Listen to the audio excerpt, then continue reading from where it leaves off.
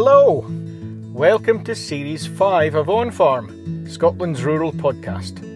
It's Monty here, and it's brilliant to have you back with us after our summer break.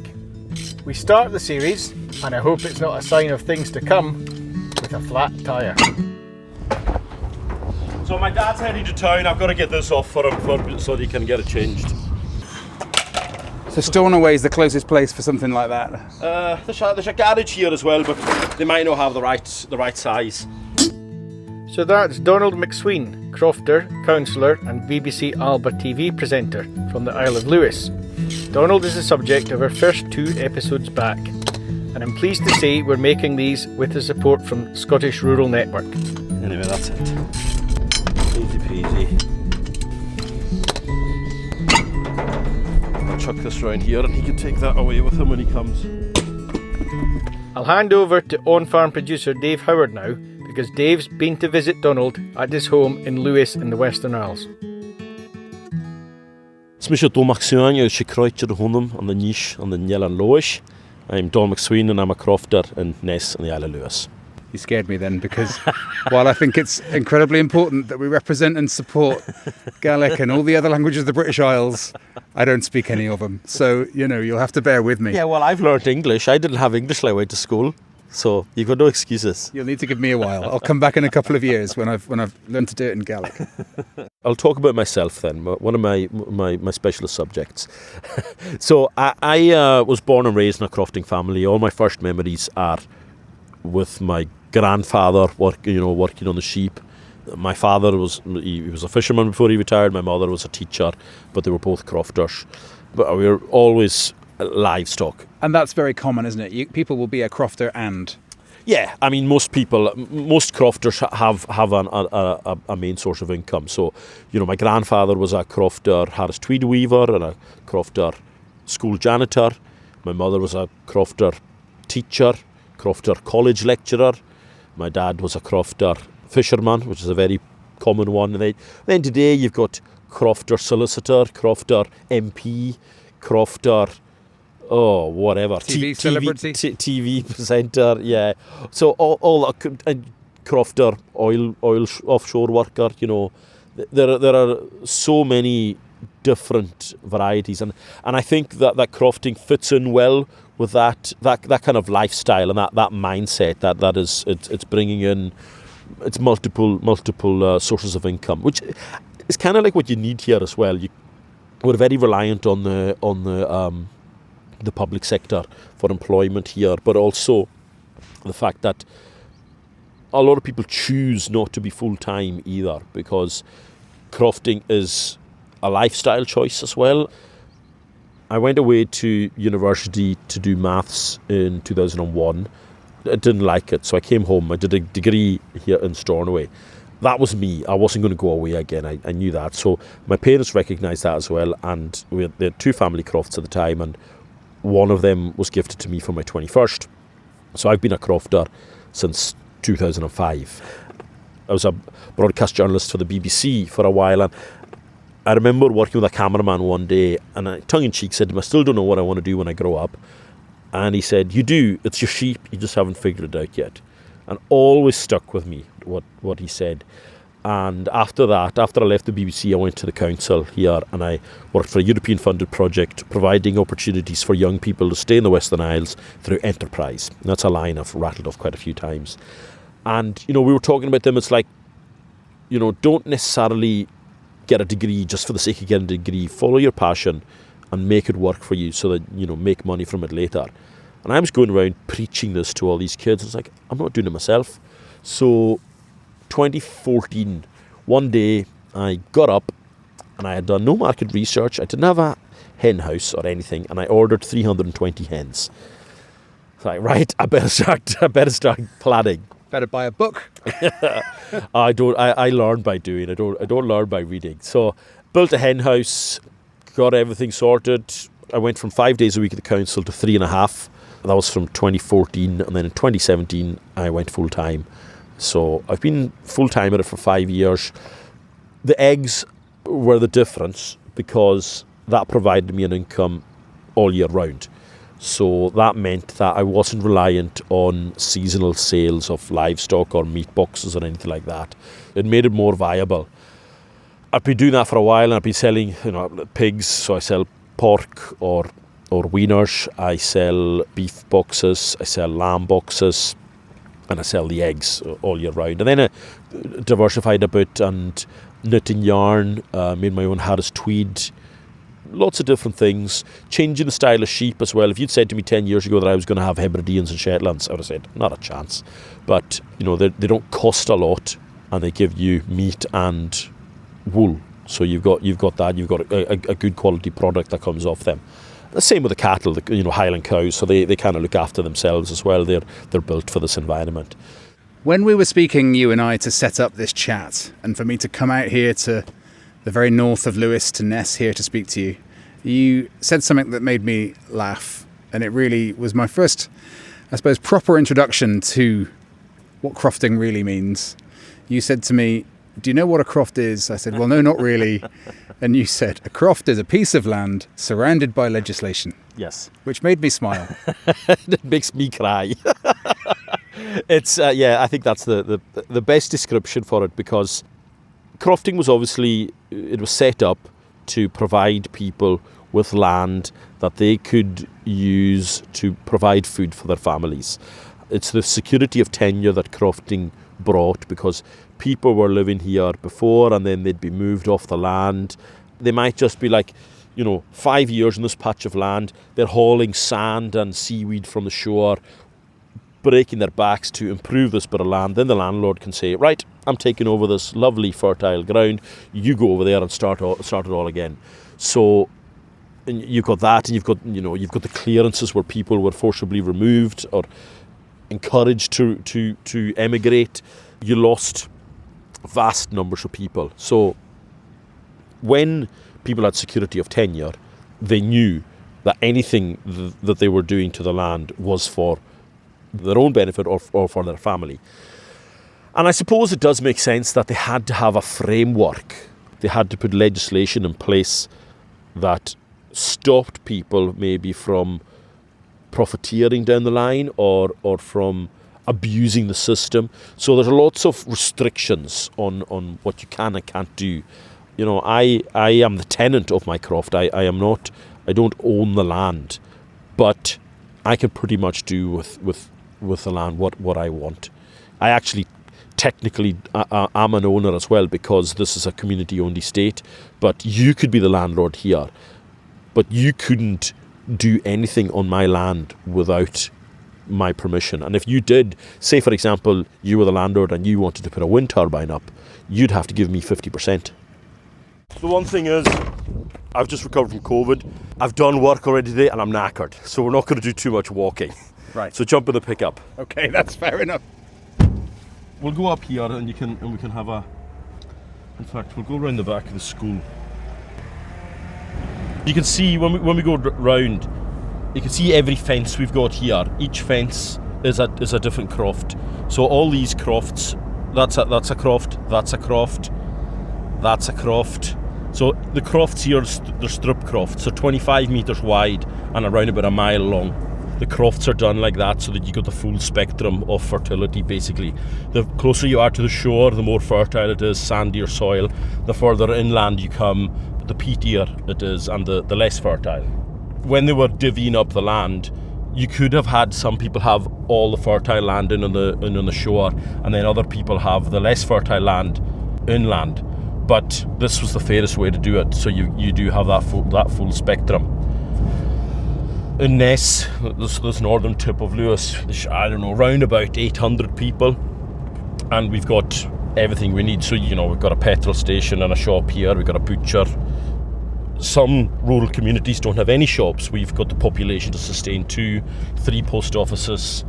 But then the real stuff that provides the infrastructure for our community is all community owned and run. And I think this is kind of where the crofting mindset affects our community a lot, where there's a lot of just get up and go. If you want something done, you have to do it yourselves. Local, central government, whether that be the local council here or Scottish Government or the Westminster Government, we are far removed from them. If we were relying on them to provide infrastructure and facilities for us, then we'd still be waiting. So our community has done it. It's not just this, it's not even this generation, it's for the last 40, 50 years they've been putting facilities in place that are fantastic. And do you think some of that comes from being such an isolated, rural, cut-off place? You just have to do these things for yourself. Whoa! You're throwing words out there. What are we cut off from? What are we isolated from? At least you didn't use the word remote. But you tell me, what am I isolated from? No, I suppose it's good to play devil's advocate, but a lot of the people we talk to on the podcast are big cereal farmers in East Lothian, or cattle farmers in Aberdeenshire. It's a very different way of life, a ridiculously different way of life to what you're doing out here. But you can be surrounded by people and be all alone. I'm not alone. I know 90% of the people within a 2-3 mile radius. If you compared me living here to somebody who lives in maybe a block of flats or a street in Edinburgh, for example, I would know a higher proportion of the people around me than they do. And you can be all alone and isolated and all these things. They are cut off, but I've never felt like that here. Yeah, no, certainly no argument from me on that score, right? You can tell the minute you get here, it's a very strong community. So we were passing just now, just on the left-hand side here, this used to be a secondary school. It used to be up to second year in the back there, and that's now the one primary school for the whole area. But attached onto the end is a £1.7 million sports centre that was fundraised for, built and run by the community for the community. So that's a sustainable business that's running there. And now we're coming down to another place. This is my second home, the football pitch. I've been the goalie here for 20 years. I'm the manager of the team now. Again, facilities like this with an SFC social club beside it, community owned and run, both these things. So that's a community owned and run pub basically, because this used to be a dry parish and you couldn't get a drink. So by having a private members club, that was the way around being able to sell alcohol. And then the playground here, there's another community owned run award-winning playground, and you can fill in the blanks later and tell how good the playground is. Yeah, just to let people know, I'm on a bit of a busman's holiday. The whole family are here in Lewis, and I've taken time out from the family to have a chat with Donald. Now, you don't go by Donald, do you? You prefer Sweeny? Well, there are lots of Donalds here, so it's practical. It's practical. So my surname is Macsween. When I was in primary school, there was only 6 of us in my primary class, and 2 of us were called Donald, or Doel is how we in Gaelic how we say it. So having 2 people, 1/3 of your class with the same name, nicknames are a big thing here. In our we've got our own local phone book as well for the area, and the phone book has name, address, and nickname, because you don't know the real name of a lot of people. You only know them by their nicknames. Patronymics are a big thing. So your patronymic would be my mother is from Ness, my father is from Scarpe. So my mother's patronymic in Ness is Anna Vortic. Annie, daughter of Murdo, son of Murtic. So it's very old school stuff, but that's still used today. That kind of naming system is in place. That informal naming system is probably more popular here than the formal one. And actually more useful, as you say. Yeah, if you came, when people say, "Oh, do you know Donald MacLeod from Ness?" Well, yes, I could probably. Which one? I could probably rattle off 10. So yeah, it's I wouldn't go anywhere else. I mean, I went away to Glasgow. I think the default position used to be, if you're smart, you have to leave the island, and that was kind of me when I left school. It was like, well, you're capable. Off you go. You go to Glasgow, get a degree. So I went off to do maths, and I was home within 6 months. I was home the week before lambing and the week before the local football season started, because we play summer football here. So those were the things that were important to me, and city life wasn't for me. And that was good, because I wasn't then in my mid-20s, or even now in my, I was going to say mid-30s, but I'm late 30s now. We're all getting older, sadly, yeah. So I'm not sitting here in my late 30s thinking, oh, I wonder what it'd be like if I went and lived in the city or something like that. So yeah, it's I wouldn't go anywhere else. So we've just gone over a cattle grid. We have left Ness now. We've left the... Well, no, you haven't left Ness. Well, You've left... You're going to argue the toss about everything, aren't you? Details are important. We've left the town, I will say, and we're on a small single-track road going up into the... Oh, my goodness, and off to the right there is a lovely beach. So this is Sto. I'm just taking you up to the lighthouse right now, the Putter Lewis Lighthouse. And you can see that red brick shed there. This is where the supplies, before there was roads, this is where the supplies were landed for the lighthouse. So the lighthouse was built, I think it was in 1862, and they used to come in here with all the supplies, and the lighthouse keepers lived on location. And has there always been a fairly large community here? This is the smallest this community has been in years. So next door to my croft is my old primary school, and it closed about 10 years ago with 15 pupils. In my time there was about 50, and about 100 years ago there was 250 kids in that school. There was 3 schools in Ness, in fact 4 schools in Ness.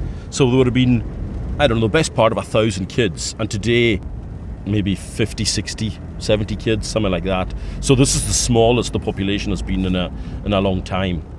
So this is us arriving at the Putter Lewis Lighthouse, the most northwesterly point of the British Isles, pretty much. So I thought we're as well coming. If you've come all the way here, you're as well coming and having a wee nosy around. So you're talking about 180 miles north is the Faroe Islands, 50 miles east is the mainland, and about 2,000 miles that way is Newfoundland, Canada. And I know you don't like these words like isolated and remote and all the rest of it, but can I say it's special? Yeah, that's okay. That's acceptable. Are you on edge now? Well, we are on the edge of, as you say, the northwest edge of Britain. Yes, you're right on a cliff edge, so be very careful. One of the things that fascinates me, again, we're not calling it remote, but is how you get inputs in and then where you sell things to afterwards. Yeah, this is the difficult thing, because there's added costs getting anything here, and there's added costs getting anything away from here. So that stretch of water between us and the mainland basically adds costs on. I think even buying a 4x4 bale of hay, which you can't really make hay here because of our climate. It's wet. A lot of people make silage, but hay isn't really viable anymore. It's got milder and wetter over the past 40-50 years. So hay isn't really viable, and when I buy in 4x4 round bales, and this year they were about I think it was 46 quid to begin with. And I know, asking other people, they're paying maybe 20 to 25 pounds. People on the mainland are paying 20 to 25 pounds for their round bales. So the haulage is a big cost. So your feed costs are increased anyway because of the haulage. And then when you're selling them, you're pretty much losing £5 a head on store lambs. You can sell them in Stornoway. I sell in Stornoway or Dingwall, and roughly speaking, because the buyer is paying for the haulage, then you're £5 a head worse off in Stornoway. But then because the seller is paying for the haulage to Dingwall, you get that extra £5, but you've spent that at least £5 on the haulage out there. But what really frustrates me, I do meat boxes as well, in the autumn. I have sent a lamb meat box from here 11 o'clock one morning, and it was in Norfolk for 9 a.m. the next day. Now, if it's possible that way, then why on earth can't people send stuff to me? It's the same plane and vans that it travels on. Right now we're in the village of Port of Ness. We're just going to turn in the harbour and then head back up. This place is always busy with tourists as well, so yeah, it's quite a nice harbour here. We'll just turn and you can have a wee look. I was trying to get a sense of that. So how touristy does this area get in the summer holidays? Obviously, we've come out of season a bit. Yeah, it's just getting busy just now. We're in June just now. You know, this is a tourist who's just abandoned their vehicle in the middle of the road because they don't know if this is the end of the road or not. As like I said, I've got lots of patience. So yeah, I mean, we're not as bad as like Skye and Harris and places like that where they're overrun. It's because you're more remote. So have you got walking boots on? So there you go. We've got beaches as well. You know, it's a nice beach, a nice harbour. Wow, look at that. You know, we're here on a rubbish day. If you were just sent a snapshot of the sea and the sand, you know, turquoise seas there and the sand, you could almost think it was the Caribbean. But then as soon as you open the door, you know it's not. As soon as you got in the water, you definitely know it's not. Aye, so it's, I mean, it is. I'm also, so this is a community-owned estate. We had a community buyout here 15 years ago, and we own all the land around here. It's 56,000 acres, and we bought it for £600,000. So I'm one of the directors of the trust. Sorry, say that again. How many acres for how many pounds? 56,000 for 600,000. Right, okay. A pretty good deal.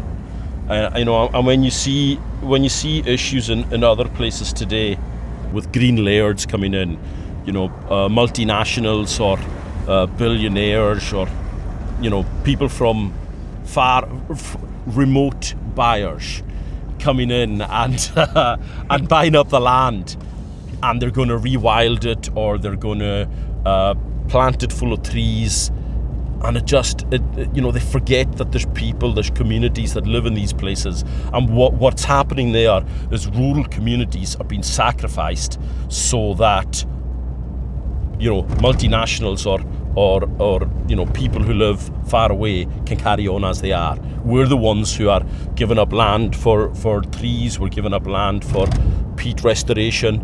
They're doing away with jobs, you know. So and I mean, it's become a polarized debate, but our voices are really heard from that side of things.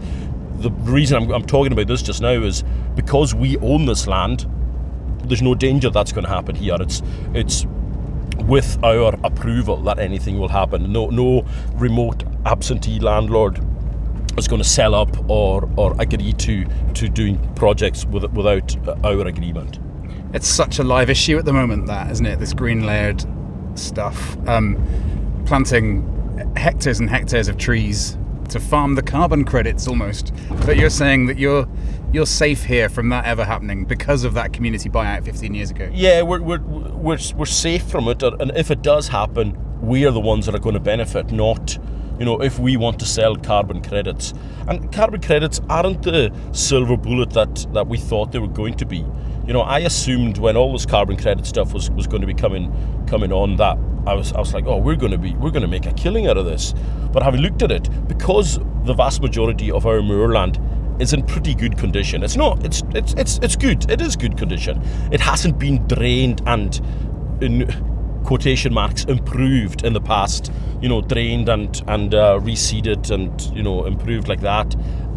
Those are the places that they got probably grant funding and were able to improve that land in the past, and now they're being paid again to revert it to how it was before. So they've had the benefit of it, and now they're getting benefit again because we didn't get that initial benefit. We didn't, you know, you're probably talking 50,000 acres of peatland here, roughly.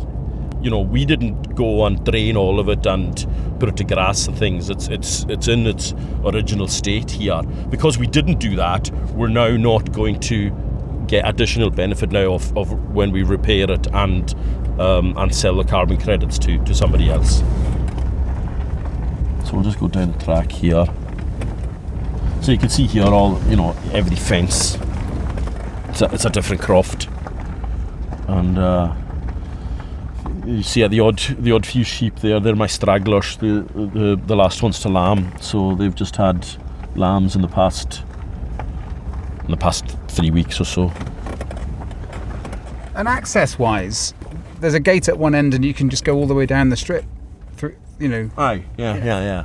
Which is great in the summer, but in the winter, even with a quad, it can be difficult at times going. You know, if you've got a high traffic gate that you go through a lot and it just turns into mud, and that's great. But the opportunities we've got today, you know, in terms of tourism, you know, a couple of pods here would be great, you know, something like that. But it's getting access, it's services, it's all that kind of stuff. When you've got a long strip croft and you're a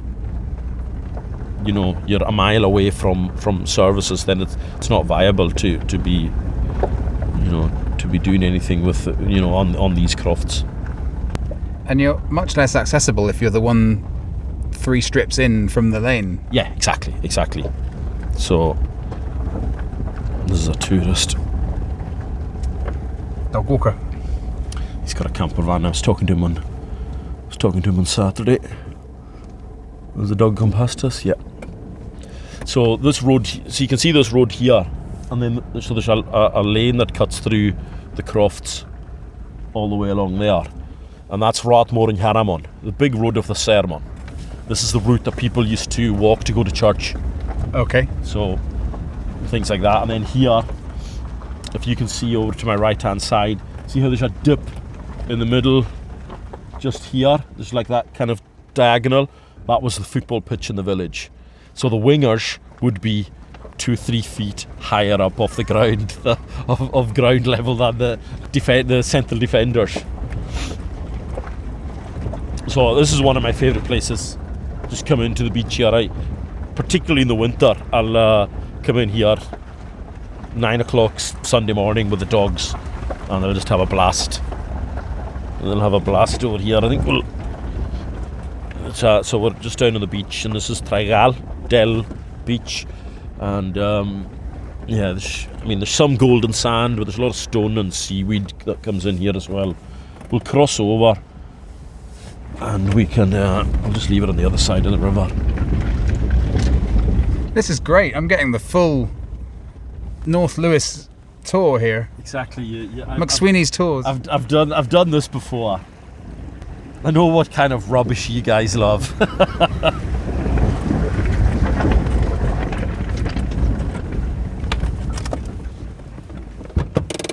Should we jump out? We'll jump out. I'm interested in having a wee look just to see if there's any dead birds washed up, because there's lots of avian flu on the go just now. We've had. Are you aware of the gucke? We're in Ness, we eat gannets. So does that ring any bells for you? Yeah. The gannets are taken from a rock 40 miles north, Solishkith, which is Gannet Rock in Gaelic. I don't know how viable it's going to be for them to go out this autumn, because if the population has been decimated by bird flu, then it might not be viable at all. I've seen a couple of dead gulls actually, at various beaches. Yeah, that's what it'll be. I'm just going to go here and have a look. I haven't been here in a couple of weeks. I can't see any. There's lots of seaweed being washed up, and yeah, if I had a big tractor, I would come and take away all the seaweed. And feed it the cows. Well, yeah, that's definitely an option, but cut down the methane in their farts. But I think more along using it as a fertiliser.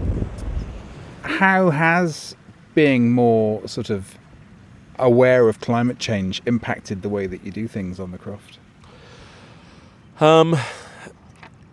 It's fine saying to people, how have the impacts of climate change affect how you heat your home? You can say, oh, it'd be good to do this for going green, it'd be good to do this, do that. Doesn't make any difference. It's what makes your business viable, what makes your home viable. That is what counts. You can, everything else is just talk. Oh, there's a fish jumping. You're not very observant, are you? I'm looking at you. Looking at my microphone, making sure the levels are recording. You get blasé about it all. Seeing eagles, seeing the northern lights, sitting at the beach at 3 o'clock on a Monday afternoon. I'm at work just now. Me too. But I'm the one doing all the work. This place is spectacular on the very best and the very worst days. You know, when you got 100-mile-an-hour winds and the waves are breaking higher than the lighthouse. And At least you know you're alive. yes, when I was out here on Friday, there was 14 deer and 2 sea eagles. So they all appeared. I shouted the cows, the deer and the eagles popped up at the same time. Wow. Yeah, but it happens quite a lot. You know, you get blasé about it. I see the northern lights once a month. I see eagles twice a week. It's part and parcel of life.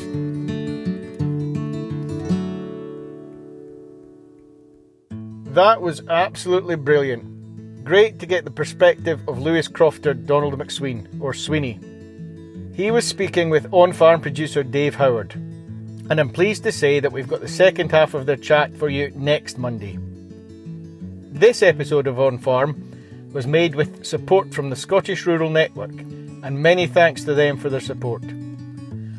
And speaking of supporters and partners for OnFARM, I'm very pleased to tell you, in fact I'm delighted to tell you, that we are just starting a new 12-month sponsorship partnership with law firm Gillespie McAndrew. They are the firm that provide NFU Scotland's legal helpline, so they are very much in touch with rural Scotland and rural Scottish business. We are delighted, and if anyone else wants to come on board and support us, they would be most welcome too. But what a brilliant partner to have on board in Gillespie McAndrew. As you know by now, OnFARM is Scotland's rural podcast, with farm meaning food, agriculture and rural matters. And this pod is made by our team at Scene&HerdPR and Marketing. Please do get in touch with us anytime with any rural or food-based marketing or comms questions. That's it for this episode. See you next time with more from Sweeny on the Isle of Lewis. So this is us going out the Peat Road, the road to the common grazing. So either side of the road right now are our common grazing village parks. We've just come over the cattle grid, and this is us on the open moor. So there's nothing between us here and Stornoway on the other side of the island. Wow. So this is probably the kind of roads you thought you were coming to. This is a peat road, so this is just... Well, how do you describe it? It's basically just... Bumpy. But very bumpy, carved out of the peat. It's for taking the peats home, or accessing the peats. That's it from me. Bye for now.